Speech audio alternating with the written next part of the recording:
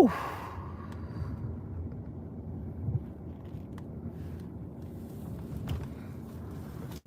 Good morning, good morning, good morning. How y'all doing? It is Friday. Yes, indeed. Friday morning. 23rd. It's January something, one of them days, child. I don't know. I just came and jumped in for a quick little second to let me give y'all the low of the low. Let me tell y'all. Let me speak to you young ladies and young men right quick, because so many people unfortunately has been losing their lives for silliness. And I'm just speaking on the domesticated side of things right now. If you have, or if you were ever involved with someone, married to someone, and you all have kids, let me tell you something. If those kids are at an age where you know their understanding and their comprehension level is above normal, average, is up there, why are you all still arguing with each other? Good morning, Sanjay. Welcome in. Good morning. Thank you, my brother. I appreciate you. Why are you all still arguing with each other? If that person calls, or if that person is speaking, one or the other is speaking to their kids that's old enough to comprehend and no longer needs assistance from either of you to interact with the other, it's no reason for you to jump in that conversation. There's no reason. That keeps down less confusion and unnecessary drama. Y'all are having empty arguments and empty conversations about what? If you no longer are attached to that person, mentally, physically, or anything like, let it go. There's no reason. It's just unnecessary drama, stress on your kids for no reason. It's just a whole lot of unnecessary stuff going on. Unnecessary stuff going on for no reason. Let that other person live in peace. If you are having issues and you have mental anguish and all those other things going, deal with that at your own on your own time. Don't bring that into that other person's life. Don't keep bringing that into the other person's life. Live at peace. Live at peace. Life is so I'm not gonna say short. I always say uncertain, because short as you're born, you gotta die. So I'm not gonna say it's life is short. Good morning, Marie. How you doing? Welcome in. Yeah, I'm just on here talking about a quick little chat. If to these young people, if any see this or come in, or anybody, if you are married or have been married to somebody, dating, let me say that. If you were dating somebody and you all were married and you're no longer together, and you have kids of a certain age that can now adequately speak for themselves, comprehension level is above average and normal, and you know they're very intelligent, it's no reason for you to have conversation with the other parent if you all cannot get along. You all are having empty arguments, empty conversations. For what? For what? You're stressing your kids out. You're stressing the other person out. For what reason? For what reason? And this is why probably so many people are losing their lives on the domesticated side of things, because the other person don't know how to fully let go. You got to let go and let people live their lives, and you must live your life. And you got to make a healthy environment for your kids. A healthy environment for your kids, you and your kids. You know, they have to have a safe space. Now this is where you start building up walls with your kids, and they don't want to choose sides. So they go ahead on and they stick with that one parent. Now they have animosity towards the other one. That's not right. Good morning, freestyling. How you doing? Welcome in. That's not right. You know, everybody want to be entitled. Everybody want to feel like they're important and the other one is of lesser value. It's not. That's not true. That's not true. Every time, everybody cannot always help monetarily, but if they're helping in the physical and giving you all that they got, you have to appreciate what people can give you, because some are not getting nothing at all. They're not getting nothing at all. You know, so you have to learn how to let go, really truly let go, and let people live their lives. It's just so unfortunate to have to watch people fussing for what? What you fussing for? You having empty arguments. Because what is it going to solve? What is it going to solve? One thing I hate is arguing. I do not argue. I do not argue. I will walk away with it in the quickness. We're not arguing. That takes too much time. That's empty energy. You causing me good air, lung function to argue with you. And I know it's nothing going to be resolved in it. We're not doing that. We're not doing that. So young people, I'm just speaking, and some of these young women, they just, people talk so much they don't listen. You don't even take the time to listen to what the other person is saying, because you said it. Sometimes you just got to close this, and listen. Listen to understand. Listen to comprehend. Don't listen to just respond and try to make that what you're saying is the only valid point in this conversation. You got to listen. You got to just stop, take a breath, and listen to the other person. You might just find some valuable stuff in there. Yes, Marie, I do not argue. Good morning, LaShawna. Welcome in. Yeah, these young people, I'm listening, and I'm listening to young couples having empty arguments. What are you arguing for? Your kids call. There's no reason for you to be on the phone. What are you on the phone for? What are you? Pennies are non-existent. They're not even making pennies no more. So there's no even reason for you to even put your 2 cents in. Pennies don't even exist no more. So you need to save them pennies. Put them up.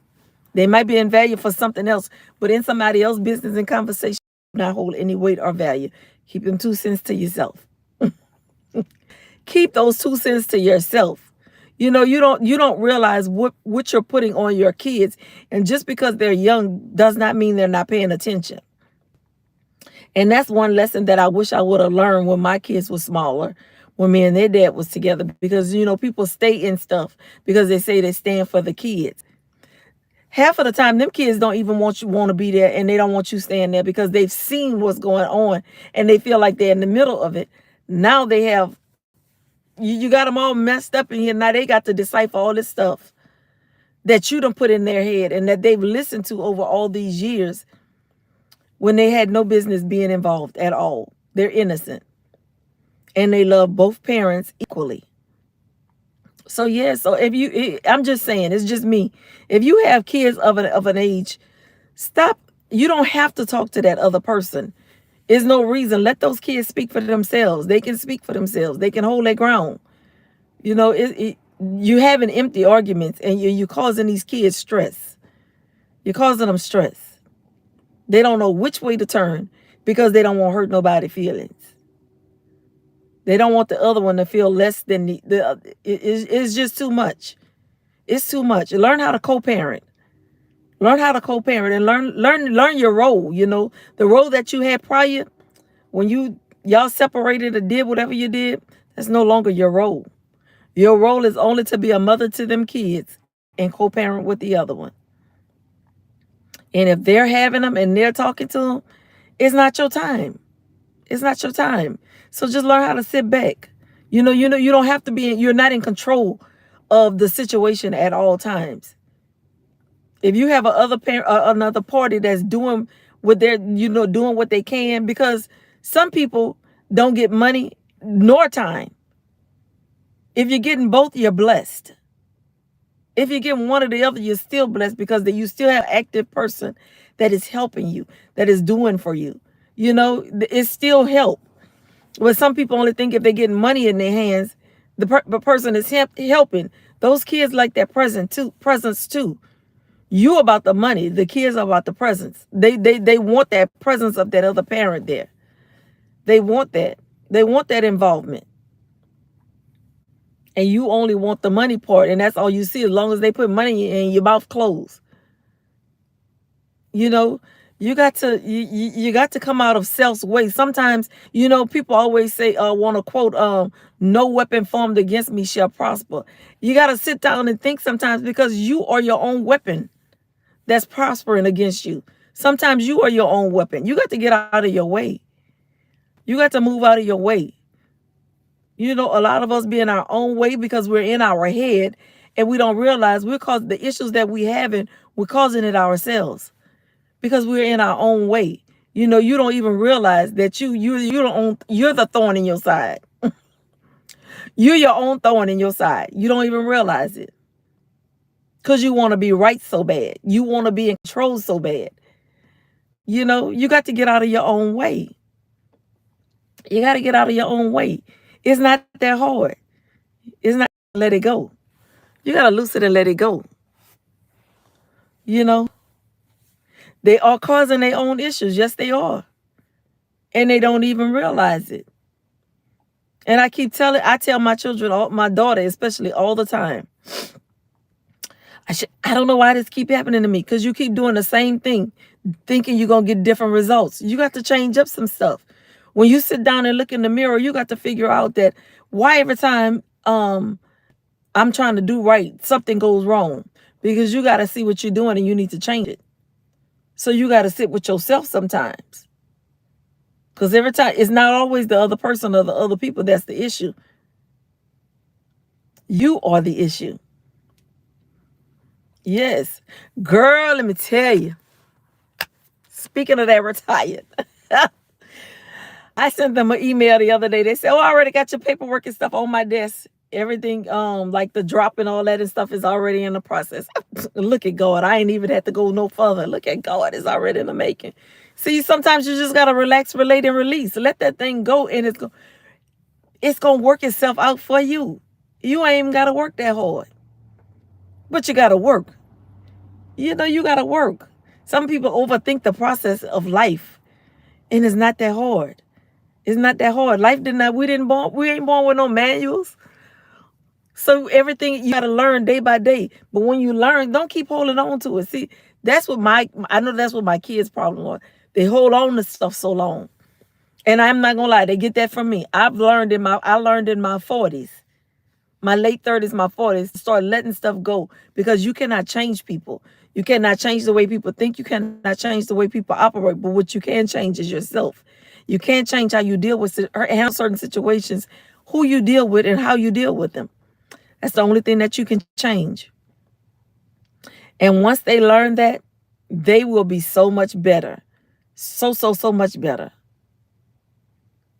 Yes, they will be so much better. But they hold on to stuff. They got to learn how to let go. Let go. And just give it to God. You got to learn how to pray. And they know how to pray. They know all this stuff. But they so caught up in their own feelings and their own conflict and errors of life, they don't want to change. You like sitting in this stuff. And they wonder why I walk around like, you act like nothing don't bother you, because it don't. I done went through my phase of life where stuff used to bother me.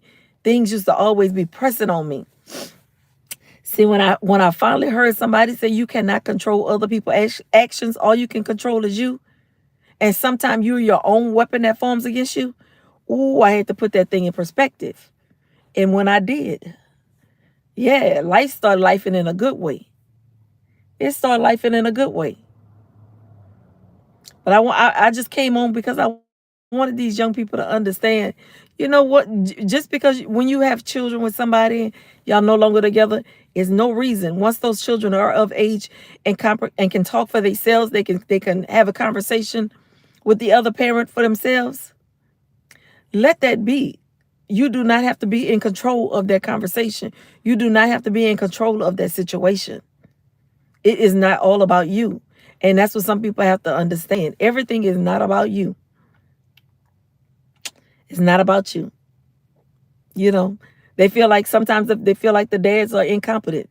And then people be saying black fathers matter. They do matter. But sometimes you got to tell your daughters to step back. If that's a good man and you know that they separated on just some dysfunctional issues between them, but that other person is a good person, sometimes you need to step in and stop letting things get so far out of hand, and try to help reel people in. Make them listen. Their life can be saved. And sometimes it is not about always taking a life violently. You can really mentally destroy somebody with the words and your actions and make them check completely out of life. And if you're witnessing your child do that, hold them accountable for their actions. Hold them accountable for their actions. You know, some people will always want to think, hey man, Marie, yeah, you got to hold people accountable for their actions, because some parents like, oh, not my child. Oh, yes, your child, baby.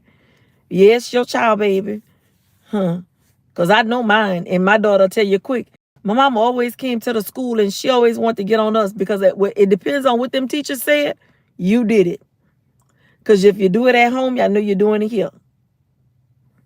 Yeah, I'm not upholding you in that foolishness.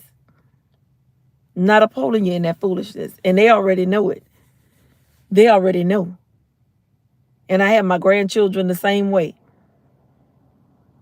You know, so yeah, I just came on to do that little spiel because I was listening this morning and I heard it, and I was like, this is so unnecessary. This argument is so unnecessary, and your kids are there. It's unnecessary. Your kids standing right there. It's unnecessary. You did not have to involve yourself. Learn that everything is not about you. It's not about you. You do not have to say anything. Sometimes a closed mouth is the best mouth. Thank you, Sanjay. Thank you. Yes, sometimes a closed mouth is a good. Hey, Mooney. I was just in here. You have to catch the beginning because I'm about to get off and go into work. Yeah, I'm always late sitting up when I decide to do a quick little morning live. I thank y'all for coming in. Yeah, I'm only 6 minutes late. The door right there, y'all. I'm right at work sitting outside. How you outside and late? Yes. Thank y'all so much for joining me right quick. I'll probably come back later because I want to do something. So 5 p.m. Look at my day just getting started. It's 8 o'clock in the morning. Wow. Yes, but thank y'all so much. I'll be back on later on this evening. Have some quiet time. You have a great day too, Queen. Thank you so much for coming in. Thank you all for coming in. I appreciate each and every one of y'all. Y'all have a good day on purpose. Love y'all.